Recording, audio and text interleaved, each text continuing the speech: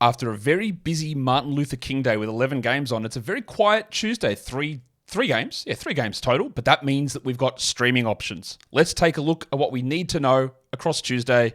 Michael Bolton. Thanks, Josh. It's Michael Bolton here, and it's time for another episode of the Locked On Fantasy Basketball Podcast. Let's get to it. Let's get to it, indeed.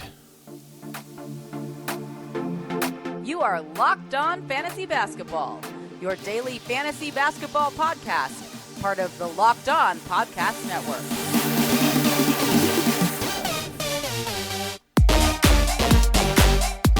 Hello and welcome to the Locked On Fantasy Basketball Podcast, brought to you by Basketball Monster. My name is Josh Lloyd, and as Stephen A. Smith once said about me, he's the worst human being that you will ever meet. You get within a mile of his presence, you wrap your arms around yourself, to protect your soul. He is a devil, the worst.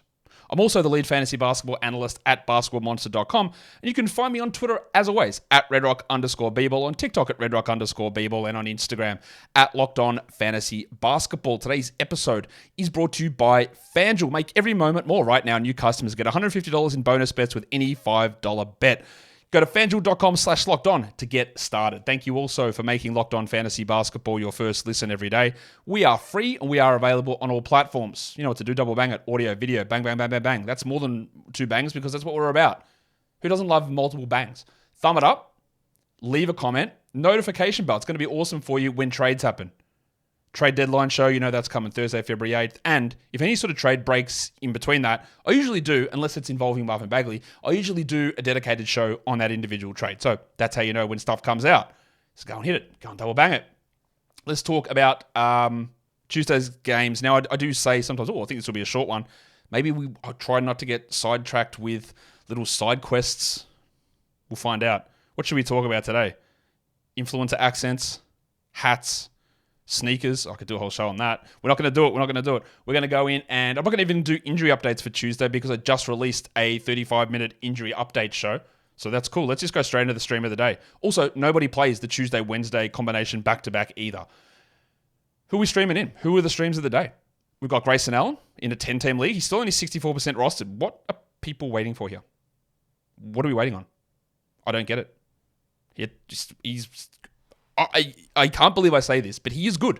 And he is putting up good numbers, and he's never been as good as he is now. I don't know what we're waiting on. 12-team stream is Lou Dort.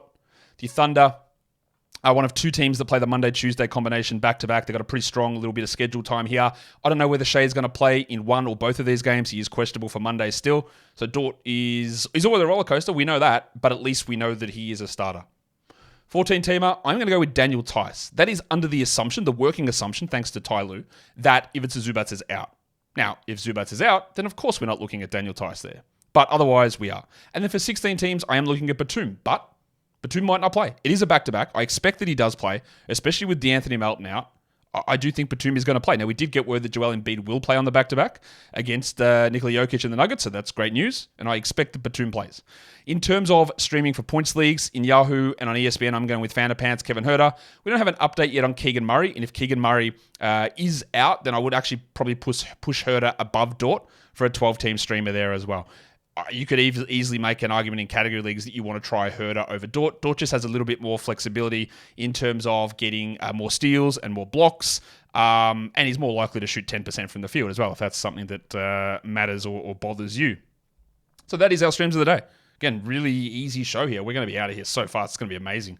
Let's talk about the first game. It is an absolute cracker that we've been waiting, it feels like years, to actually have Embiid versus Jokic. It's Denver in Philadelphia.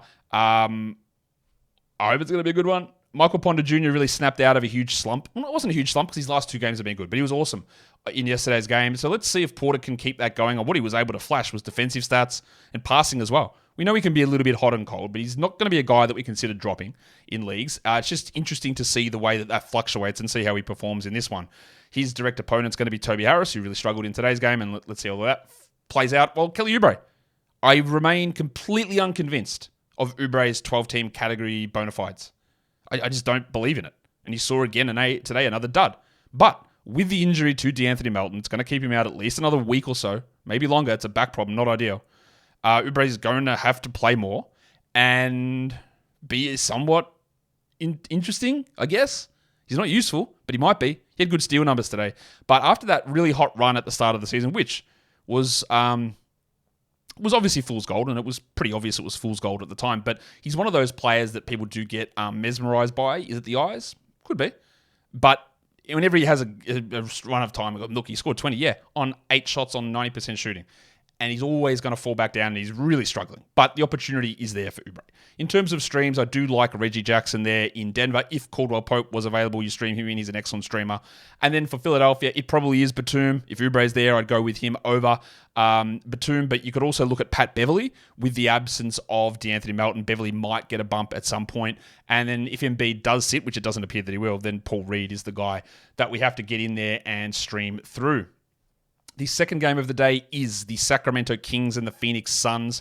Neither of these teams are on a back-to-back. The Kings, remember, have a 2-game week in Week 13, but it's not as bad as you think because they play Tuesday and they play Thursday. And then it's bad. Then you can move on from fringe guys like Vanderpants Kevin Huerter. So we're watching Huerter, who is back starting, and as much as I don't love Kevin Huerter as a fantasy option, as much as I don't love him as an NBA player, the difference between him and old mate Chris Duarte is stark. Duarte back out of the rotation again because he's bad. And finally, Mike Brown has learnt that lesson. They need an upgrade at that position, or the upgrade sits on their bench. The good thing about this is that Malik Monk played 36 minutes for the Kings last game, or 35 minutes. Yes, it was overtime, but he needs to be getting 30 a night. Huerter went bananas last game, but he's going to have a significant role, especially if Keegan Murray is out, just for that shooting, spacing, scoring, because Trey Lyles isn't quite that level of shooter that Keegan can be, so there is some value there in Huerter, but we know he's up and down, we know he's fluky, but I do have Huerter as an option for this at least 3-day period coming up. For the Suns, I want to watch Kevin Durant, mainly because I just want to see 2 guys called Kevin play, but also for Durant, his last game was a bit mid, and he started off the season red hot, playing tons of minutes. And then he went into a bit of a slump, and we featured him on the Buy Low, Sell High show about 3 weeks ago. He pushed back up from there, but now that Beal is cooking and Booker's more settled in, let's sort of pay attention to where Durant sits. Like, is he a first-round guy rest of season? Does he sit in the second round? Where does his usage fall? His shooting had been absolutely out of control to begin the season, and it is going to cool back down. But where does he fit usage-wise, playmaking role-wise, all that sort of stuff? In terms of streams, well, Huerter is available in 60+% of leagues, and this is a great opportunity to stream him in. And if you know anything about me, you know that I'm the anti-Kevin Huerter in fantasy guy. And this is a great time to do it, so go and add him. And then for Phoenix, it is Grayson Allen if he is available. But if not, we go to Eric Gordon. The other one to watch there would be Bol, who in 15, 16 minutes can be at least a 14-team streamer. But on a day with 3 games on, streaming in Bol in a 12 might actually work, especially when you don't have games limits or you don't have significant restrictions on the waiver moves you can make. If you're just looking to get stuff in, he could have 6 and 6 with 2 blocks and a steal in 16 minutes. The problem is that Bol's questionable. I don't know that he's going to play. So just keep an eye on that, and he could be an interesting stream. Otherwise, it is Grayson Allen, then Eric Gordon, and then if Bol is out, maybe you go to Chimezi Metu or Drew Eubanks, but he was out of the rotation in the last game. Today's episode is brought to you by BetterHelp. 2024. Is it the year of things being good? I think it can be. And therapy is a great way of being able to do those things to can make 2024 the best year ever. It doesn't have to be the one that blows everything away. It doesn't have to be the year where you sit back and go, I wish everything was like 2024. Because as Aesop once said, slow and steady wins the race. So take small changes, work on them. And that's where therapy comes in. Therapy can help you identify the small things that you can do that can be everlasting or at least sustainable to help improve things in your life, relationships, work, self-belief. All these things can be done without sweeping changes. I'm going to lose 60 pounds in the next 2 weeks.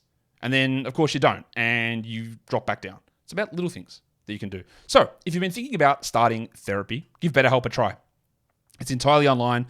It's designed to be convenient, flexible, and suited to your schedule. Just fill out a brief questionnaire to get matched with a licensed therapist. And if you don't match with them, don't worry about it. Get rid of them. Get a new one in. They do that for you at no charge. Celebrate the progress you've already made. Visit betterhelp.com/LockedOnNBA today to get 10% off your first month. That is BetterHelp. I've said help That's not how you say it. It's help. No, it is help. What's wrong with me? Sorry for this ad read. BetterHelp, HELP.com/LockedOnNBA. Today's episode is also brought to you by FanDuel Sportsbook, the NFL playoffs. We are 1 week deep into the NFL playoffs, but that doesn't mean that you can't get in on the action over at FanDuel, America's #1 sportsbook. Right now, new customers get $150 in bonus bets guaranteed when you place a $5 bet. That is $150 in bonus bets, win or lose. You can check out all the NFL stuff. Like, what an amazing season that we have in the NFL where we've got the Detroit Lions and the Houston Texans with opportunities, even like the Buffalo Bills. I don't know if they're going to win today's game, but these franchises that have never had success with the chance to push further and get some success. I love it. I love an underdog story. And you can parlay through underdog stories over in the Parlay Hub on FanDuel because parlays are something they love. So go ahead, check out the Parlay Hub. Go find popular parlays, check their live same-game parlays, check their Explore tab as well for other bets. But just get in on the action and get those bonus bets. It's $5 for 150. The easiest stuff ever. Go to FanDuel.com/lockedon. Make your first bet allowed. FanDuel is also an official partner of the NFL, and don't forget to gamble responsibly. Okay, so that is most of the action done. Let's take a look at the third game of the day, the late one. It is the Thunder and the Clippers. I would love to know whether Shai Gilgeous-Alexander is playing. I'm going to guess that Shai is playing in one of these two games. Unfortunately, I just don't know which one of them is. So I don't know what's happening with the Thunder. But on the Clippers side of things, I'm expecting that Ivica Zubac will be out. Therefore, I want to see Russell Westbrook. Now, Westbrook played a lot last game.